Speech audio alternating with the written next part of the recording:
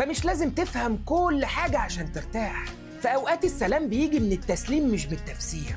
فأنت محتاج تعرف إزاي تعيد برمجة دماغك من وضع التفكير الزايد لوضع التسليم، وتطلعها من حالة الطوارئ اللي أنت معيشها فيها طول الوقت. فأنت بتفكر في إيه وقلقان ليه من بكرة؟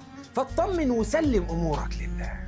وعشان كده النبي صلى الله عليه وسلم كان بيعلمهم التوكل، ومن يتوكل على الله فهو حسبه. لأن التوكل بيكسر الوهم اللي بيخليك غرقان في تفكيرك وقلقان من بكرة.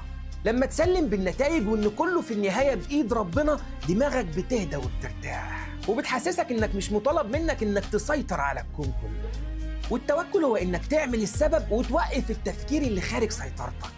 عشان كده النبي صلى الله عليه وسلم كان بيقول لهم: احرص على ما ينفعك واستعن بالله.